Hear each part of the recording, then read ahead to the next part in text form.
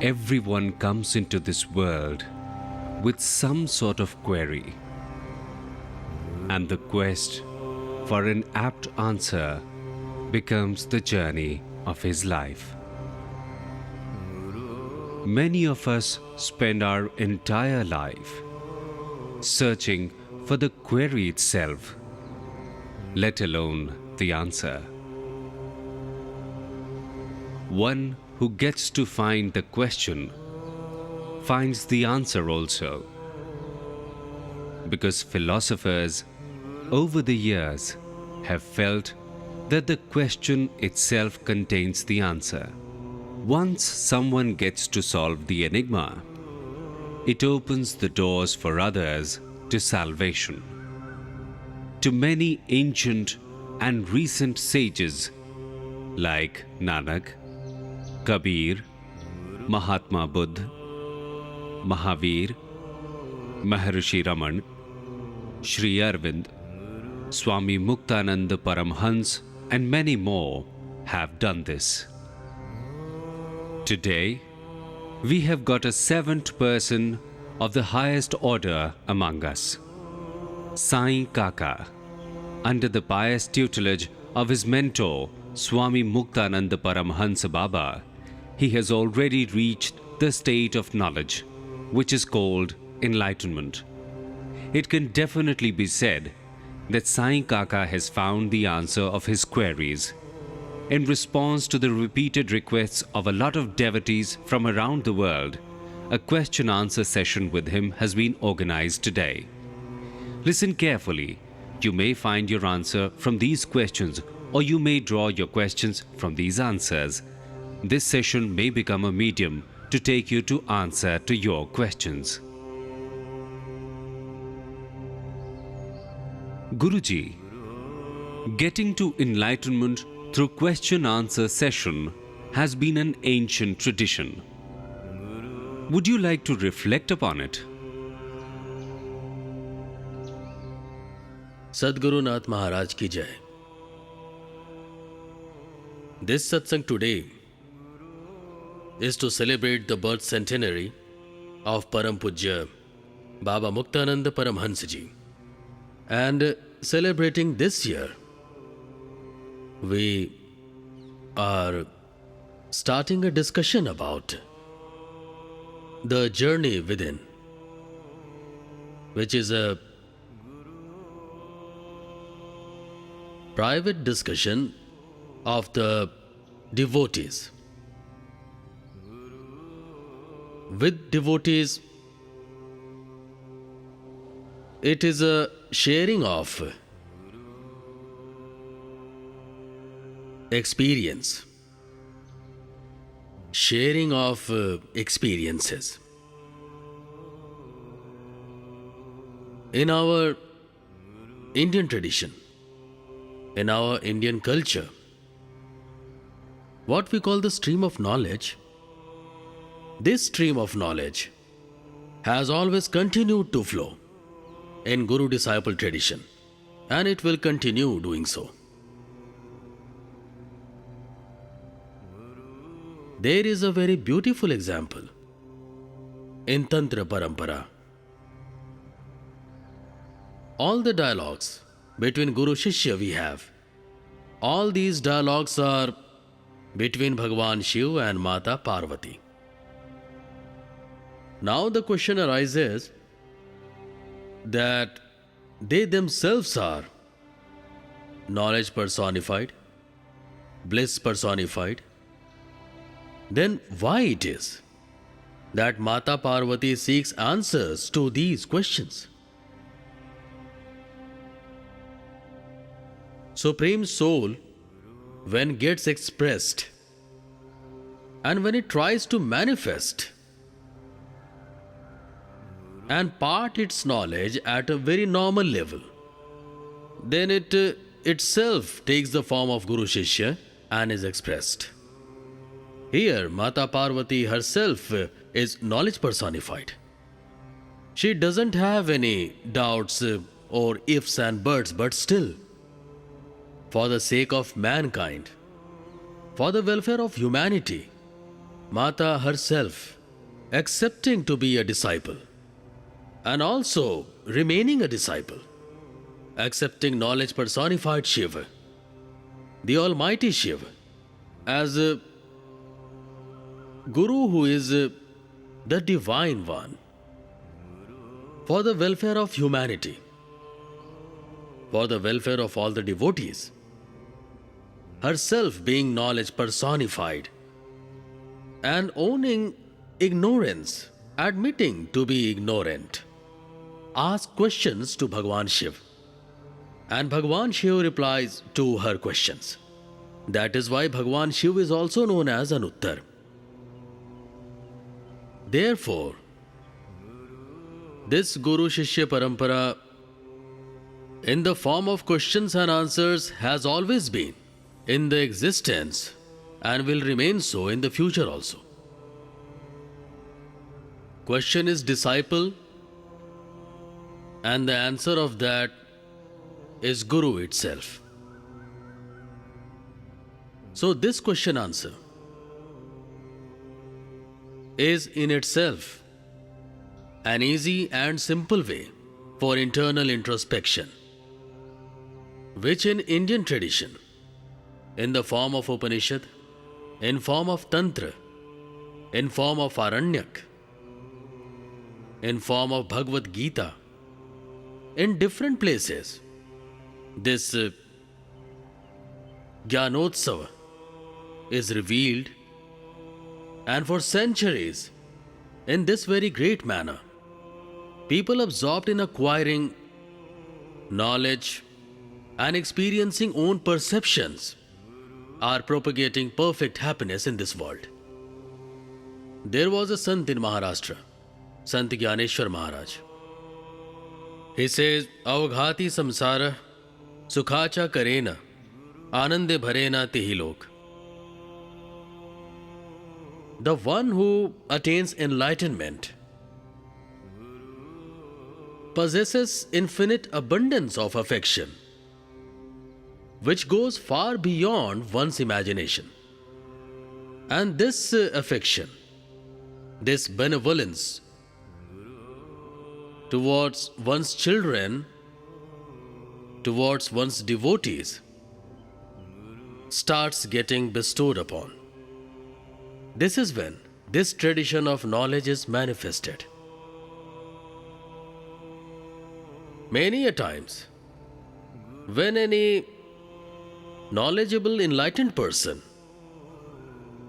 puts his views before the society, his normal behavior is entirely different from others. Like people who know nothing, they consider themselves to be a know-all. But one who is knowledgeable, people think about him otherwise.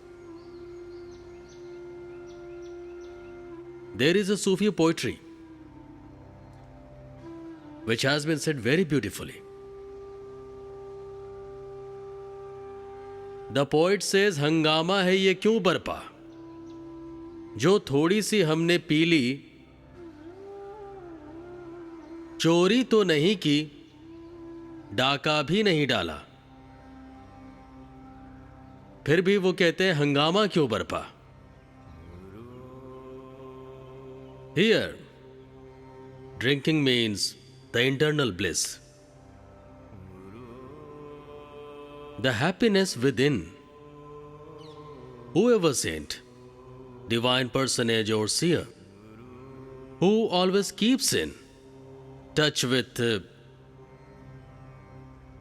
self-learning, keeps propagating the experience.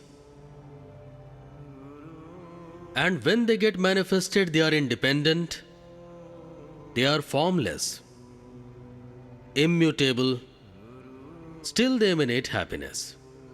And in this situation, as normal people have this inclination, they themselves try to concentrate towards absolute delight, make an effort knowingly, unknowingly, but the lack of right direction makes them call someone insane who is on the right direction. The Sufi poet says, हंगामा है क्यों बरपा, जो थोड़ी सी मैंने P ली, चोरी तो नहीं की, डाका भी नहीं डाला. Further lines are also very beautiful. And only that person can say these lines with authority, one who has experienced these things himself. He further says, हर जर्रा चमकता है अनवार इलाही से, हर सांस ये कहती है हम हैं तो खुदा भी है. This absolute entity is infinite, intact. It is actual bliss. Since being infinite, this is not bound by limitations ever. We people living in this world, experienced and knowledgeable, or the common people, we attach much importance to our body. See, the Atma-bodh in all of us is of very great intensity. And this intensity of the Atma-bodh is responsible to limit oneself. And in this situation, since it is infinite, we fail to experience it. And this is the reason, in spite of being perfect in ourselves, the mediums through which we try to explore and understand ourselves, those measures prove to be insufficient. And this is one reason, in spite of being perfect in ourselves, we fail to experience our inner self. Resources being used in right direction is actually the attainment of self. Guruji, a seeker wants to know what is meant by the Atma-bodh. I am the body. This is the Atma-bodh. Ever since a man is born, he is strongly aware of the existence of his body. And along with this, when the emotions combine, he gets expressed through these emotions only. Guruji, what are emotions? If the mind coupled with wisdom is enlightened, then one can control the emotions.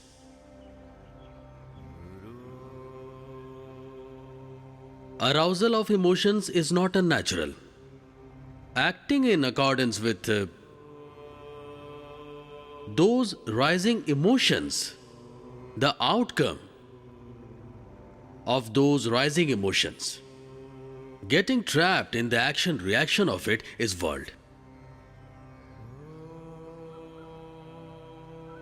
Let's say you are consistent in your emotions, just like the waves in the sea rise and settle back in the sea, leaving the sea unharmed. Likewise with enlightened ones, whatever happens, when emotions rise and fall and settle down completely, it does not harm the individual. And if we don't experience this neutrality there and get entangled with the emotions or start considering ourselves mere emotions, and this is the time when the outcome of these emotions start manifesting within. And in response to that outcome, we start behaving differently. Then, Guruji, does it mean that one's life is impossible without emotions? Ocean is not possible in absence of waves. Likewise, life is also impossible in absence of emotions. That is not so. Emotions keep changing. This is their nature. Likewise, enlightenment is always vibrant.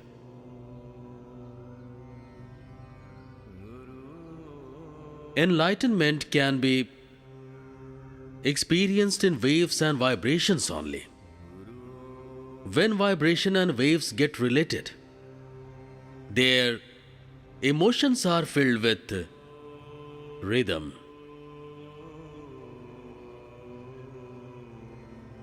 Vrit, you know what does it mean? Vrit, what we call circle. Vishovrit, Karkvrit, Makarvrit. These are imaginary conceptions. We derive a median of a circle to reach its essence. In the north direction, at 23.5 degree, we know it's a circle of Cancer. When we go south of the equator, at 23.5 degrees, we acknowledge the circle of Capricorn. These are hypothetical conceptions, but these make us feel the directions and the climatic conditions as well. On these theories depends the entire geography of ours. On this very theory depends our astronomy. These are hypothetical conceptions. We have tried to put them to practical applications.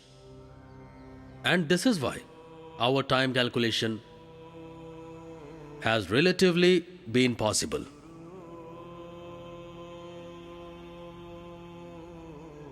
What is the relation between karma and emotions? Karma in itself is the outcome of those emotions. There is a banyan tree. The seed of it, though is not visible to us through naked eyes, still when it manifests, we come to realize and experience how massive the banyan tree could be. How do we understand emotions? Whatever emotion is arising inside you, arising of those emotions is not wrong. To make use of your mind, intellect, and consciousness, to act and react in accordance with those emotions, this is life. If we, in a steady way, with a neutral approach, or with the neutrality of mind, intellect, and consciousness, feel those emotions that are taking place inside, then the negative impact of it is nullified in our actions and mind, intellect, and consciousness too. We know and we have read that people try to get rid of these emotions. Not to get rid of them, but to understand them is important. People in this world, as is said earlier, and I too am saying with my experience, nothing in this world is acceptable or rejectable. It is mere the time and situation which make people accept or reject something.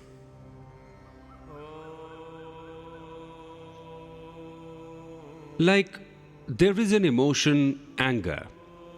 What is it? What is the reason for its occurrence and remedy for it? When you come to know the basic reason of anger, then you will have the realization that since nothing is taking place according to your wish and desire, or no one is acting or behaving according to your liking and wishes, this is what makes you angry. If someone conducts himself as per your liking, then you get happy. Many a times you must have noticed that you get happy with someone, you tend to gift him something. But if he doesn't behave according to your wish, then you tend to get angry, and depending upon your endurance level, you either punish him or you forgive him. Who is responsible for infinite desires inside me? The ego inside you and your self-esteem is the real cause of all your desires. Apart from ego, what else exists in this world? The purest ego is the supreme soul, the impure ego is me and you. But how can one make out the difference between the two egos? That is, which is the purest and which is the impurest? An ascetic great human being sees himself as transcendent being and experiences the same. He believes himself as transcendent, and due to being transcendental and feeling this, he perceives the world and sees the world in transcendence. Therefore, his perception as transcendent is beyond words, beyond world. And by the virtue of being transcendent, apart from this, he doesn't experience anything. Sant Gyaneshwar Maharaj terms this state Chitta Vilas. This is what he called Satchinmay Nilima. But we get to read in the literature that Gyaneshwar Maharaj also once got angry. Anger of saints has no ramifications. But why did he close the entry to the cottage from inside? Yeah, but why do you people believe that saints do not harbor any desire? Is he not a person like you, or has he come from somewhere else? He too is in this world and is existent in a body. And when he too conducts himself, expresses himself, then all these desires have a bearing on him. But the amount of his expression becomes zero. But he had locked it anyway. That's all right. He had certainly locked it. It was just a prohibition, not his anger. The situation which were getting built up, he just wanted to avoid them. If nothing is indispensable or dispensable, then what was he dispensing with actually? He was prohibiting it merely because a normal person also has a right to live. He too is the part of the nature, and this nature has the same effect on each and everyone who is living in this world. And each and everyone living in this world possesses a same share on this nature, because he too is the part of this nature. And in these circumstances, when it is seen this share is encroached upon, then the sages resisted vehemently, because they resisted thinking that by their firm resistance, other people or society corrects its way. But we have read that Sri Vishova Khechar had declined to give him the earthenware. No, whatever you have read is not right. His sister, who was Muktabai, one day he simply expressed his wish before her younger sister. He said to her, Gyaneshwar Maharaj said, that he felt like eating mande. If she cooked, that would be nice. Mande is a special edible dish in Maharashtra, which is cooked in a very different way. To cook this, a pot is taken and is cut into half, and by overturning it and heating it from below, whatever stuff is cooked, that is aptly heated. Then when Muktabai was bringing that earthenware, Vishobha Khecharji asked her on her way, "So Muktabai, what is the matter? Why are you carrying this pot?" Then she replied that her brother wanted to eat mande, so to cook mande she is taking this pot home. Hearing this, Vishobha Khecharji said with a taunt that you are children of a sage and your tongue has this deep craving. Your tongue is getting restless and you are feeling that you crave to eat something. And after this, he took that earthen pot from that child and he broke it. Disappointed, she came to her brother and narrated to him the whole story and said, now she won't be able to cook mande. Then Gyaneshwar Maharaj said, you don't worry, Muktabai.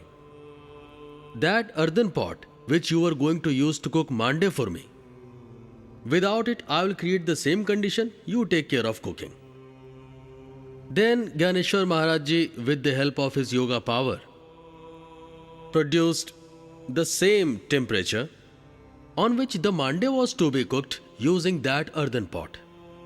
And when she started heating mande using clarified butter, then the aroma diffused and spread beyond the cottage. Nearby only, Vishobha Khecharji had his house. And when he felt the penetrating aroma that something is getting cooked nearby, he came and saw that Gyaneshwar Maharaj, on his bare back only, resting both his hands firmly on the ground, has made a posture with legs and hands resting on the ground. And on his bare back, his sister, using clarified butter, is making mande. Then Vishobhaji realized that he was making fun of those children. With a certain taunt, he was disregarding and disrespecting those children. They are not ordinary, normal children. They are extraordinary. And here, only his perspective changed. And this is when an emotion of submission hit him. In this very state of submission, he surrendered himself before Sant Gyaneshwar and prayed to him to liberate him from ignorance. So, as per the situation, when a person, after taking note of knowledge and realizing it, makes a complete submission, then his age really makes no difference. Because knowledge is ageless. The person who is knowledgeable, either he is a child or old or young, these are mere physical conditions. Knowledge has no age barriers. It can appear at any stage of life. And feeling this right only, and knowing and watching Vishobha Khechar's spirituality, Sant Gyaneshwar Maharaj Ji bestowed his kindness on him and told him, "You better go Audiya Ragna and start meditating there. After some time, you will come across a divine disciple who in future will continue this tradition." But my question still remains firm and intact. That why did Gyaneshwar Ji get angry? Yeah, the question you asked, that why he got angry on that particular moment. See, he was insulted time and again for trivial things. Though he certainly was an expert on conduct and behavior, his knowledge was not being recognized. And in this situation, he was awfully disheartened that all the brothers and sisters of the family, in spite of doing nothing wrong, are being oppressed by the society. The society is doing injustice to them. The society is not doing justice to them. And for all these reasons, he, for a few moments, it seems he became angry. Whatever literature we get from him, he has never showed any kind of disrespect or dissatisfaction towards the society. Once he had said regarding this, Jojo vanchil tete lapo. He says whatever is desired by each and every human being in this beautiful world, just fulfill all those desires. Man of this stature never expresses anger towards the society. Teaching and preaching may happen to be one reason behind this saint's anger. Don't you feel that this is your own hindsight description of the facts? No, this is not, because if you go through his life, then you will see there is no place for such emotions here. Do you get angry on your disciples ever? I feel blessed by the Almighty that I don't get angry. If sometimes I do, then I try to use it for the welfare of the person. Then you are telling us unequivocally that one of the most disturbing emotions for humankind is anger. How does anger get evoked and why? The first and foremost reason I have already told you. When you desire something and you don't get it, you get angry. What is the reason of Gyaneshwar Ji's anger and what desire? There are two aspects of it. When you live in a society, affecting it with your actions and reactions, without understanding situations and also the real matter, and creating negative circumstances through the society has always been prohibited. And here only, Sant Tukaram Maharaj tries to express himself in a different way. Sant Ramdas, he too expresses himself differently. And Sant Maharaj himself, Sant Gyaneshwar Maharaj, who is also known as Mauli. In a way, a mother would express herself to her child. This is how he expresses himself. And others have their own expressions. In accordance with their nature, they express themselves.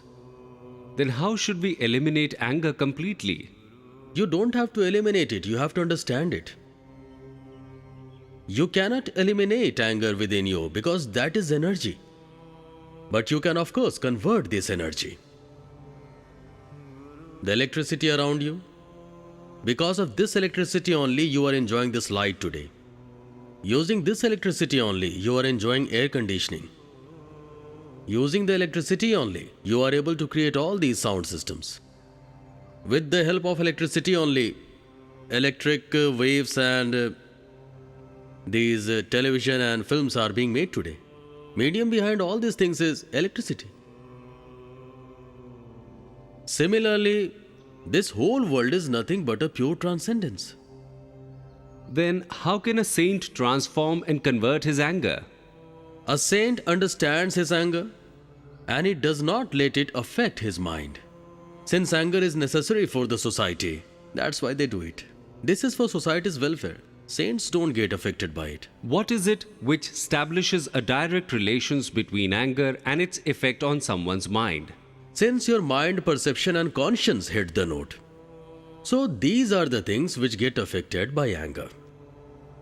And a sage who feels his self-consciousness, then for a moment he seems to be infuriated, but actually he is not. That means a saint is not overwhelmed by his mind, intellect, conscience, and ego. The reaction of your anger is always totally palpable before you. Ramification of their anger, that too is entirely palpable, but that is positive. The ramification of your anger is destructive, but ramification of their anger is constructive as well as creative. Akalkot Maharaj used to abuse, but his swearing never ever hurt anyone. People always wanted to get thrashed by our Baba, because they thought if that happened, they would prosper in life and their business would expand. This also is their way to shower blessings. People who are aware of it get blessed by this way only. See, this is very surprising. We are not really familiar with the nature we live in. Take tortoise. It takes care of its offsprings by keeping an eye on them. You can take an eagle. When it flies in high sky, it still has its eyes fixed on its nest. And with that only, this bird takes care of its family. Chitta Shakti Vilas is a spiritual autobiography of Baba Muktanand, where he has given an unabashed, extended description of his experiences through the period of meditation, and also how he was struggling with his emotions and how he managed to overcome them. But the fact remains that Baba was a sage, and he fought and won these emotions and reached salvation. But how should a common man fight these emotions? Is there any way to go beyond these emotions for a common man or not, who neither knows to meditate, nor concentration, nor does he know yoga element? There has been a seventh person. One of his preaching is, what is the human being? His answer to that, he says, the human being is nothing but bunch of thoughts. Whatever personality, which is expressed is nothing but only a bunch of thoughts. If you are trying to understand yourself and explore yourself, then all this while you are getting to know your own thoughts. And you simply leave unnecessary thoughts, take assistance from necessary thoughts. And whenever you are in thoughtless state or you are not in need of your thoughts, then that is the thoughtless state of mind. And this is when you attain the eternal bliss. Humans are reluctant and not ready to believe this fact that they can live in thoughtless state of mind also. And thoughtless state of mind only is their reality. If any sea is recognized by its waves, then this is not its wrong description, but that is not merely the waves. Waves are only a result of the wind blowing on the surface of the sea. Due to this power of wind, the water changes its form into waves, and when these waves subside, they settle down in the sea only. Therefore, every emotion originating from conscience, that is conscience itself for sure and nothing else. And knowing this only is the ultimate perception. And in your lifetime, you do get these experiences often suddenly, in unbelievable moments. In those moments, you are in thoughtless state of mind, and you submit yourself before that conscience. And then the achieved bliss is such a perpetual bliss that cannot be compared nor can be matched even. And even without any medium, every individual experiences this moment in his lifetime. And since these very moments are very transient, he again gets trapped in the worldly chores. The stage where two variant thoughts conquer, this is your real persona. When two separate thoughts combine together, you don't feel the third one coming. That is the stage where you get your own persona. So your own real persona happens to be thoughtless, it's beyond your thoughts, and that is pure consciousness. And one who experiences it is called saint or the enlightened one. And Baba Muktanand Paramhansji, in his Chitta Shakti Vilas, the emotions which he has discussed in it, individual is acquainted to all of them. But what are the positive and negative aspect of that emotion is, this he comes to know only by Bhagavati Mata Tripura Sundari, who is also known as Kundalini Shakti. The knowledge personified Mother herself preaches about sanskaras and emotions that are within us. And she makes us feel that the emotions are Shakti personified. Purify them completely. And with the help of these absolute pure emotions, that is Shaktis, try to develop yourself internally. And many times due to an incomplete knowledge of the universe of Shakti path, even learned individuals remain bewildered, remain in state of illusion. But as their devotion gets deeper, same Mata Tripura Sundari, making you familiar with your emotions, purifying them absolutely, and transforming them into Shaktis, and using these Shaktis for your final growth enlightens you. You just mentioned Kundalini, Tripur Sundari, devotion, etc. Does this vocabulary remain same for every spiritual school of thought? Like for Buddhists, Jains, Christians, Sufis, etc. Or the words and symbols happen to be different for different schools of thoughts? No spiritual journey can be started without Shakti. There are lots of religious communities. In every religion and community, imparting of knowledge do exist. And in that very system, the donor and the recipient, these two elements are always present there. The person who imparts is called Guru, and one who receives is called disciple. Both the entities are relative to each other. But the medium they use to reciprocate, that is irrelative, that only is Shakti, that is Chitti, that is Kundalini. What does Guru give to disciple? In a broader sense, no one can give anything to anyone. One who has the ability to take grabs it in spite of giver's reluctance, with the help of affection and with true love. Love is the last destination of spiritual journey. Bliss is the last destination of this journey. Spiritual journey's last destination is perpetual present. What is the zenith of love? You yourself are zenith of love. It's your own existence. It's your own identity. That means that we have not yet achieved that zenith of love.